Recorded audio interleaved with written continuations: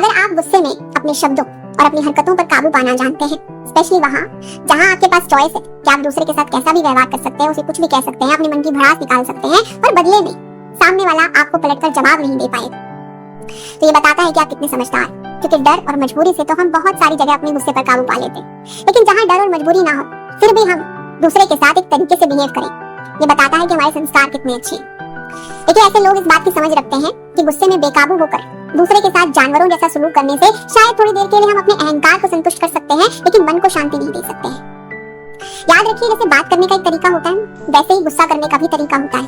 और जब कोई चीज तरीके से की जाती है तो उसका गिल्ट नहीं रहता है, क्योंकि आपके इंटेंशंस किसी दूसरे को हर्ट करने के बिल्कुल नहीं होते। तो अपने गुस्से पर काबू पाना सीखिए। Keep smiling, keep shining. हंसते।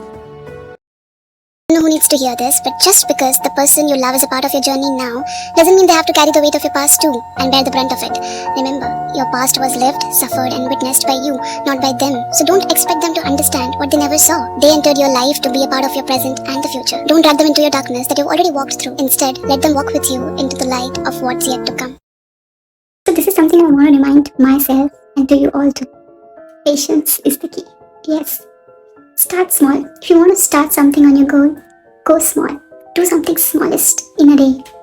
Do not think about the result which will come. If you be consistent, if you do smaller things every day, it is going to compound. You know, right? Compounding has the biggest benefits. So do smaller things. It will definitely give you bigger results.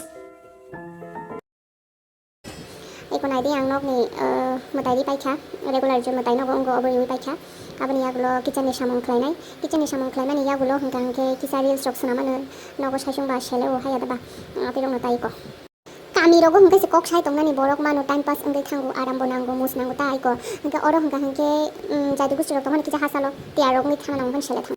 इस दुनिया में दो type के लोग हैं।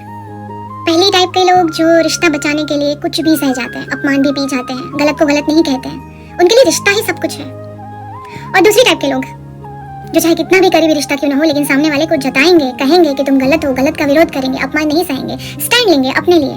और जो दूसरी टाइप के लोग हैं ना, उनकी मेंटल पीस और उनका सुकून कुछ अलग ही होता है। भले उनके आसपास के लोग कम हो जाए, लेकिन वो गलत नहीं सहते हैं। श्री कृष्ण के मामा थे ना राजा कंस, उनकी माँ के भाई, सबसे करीबी रिश्ता होता है मामा के साथ, लेकिन उन्होंने रिश्ता नहीं चुना। श्री कृष्ण ने न्याय चुना, श्री कृष्ण ने धर्म चुना। आई ऑलवेज फील कि आखिर कब तक, और ये सब करने के लिए बस एक ही बार तो हिम्मत करनी होती है, सिर्फ एक बार, और एक बार की हिम्मत बहुत कुछ सिखा जाती है।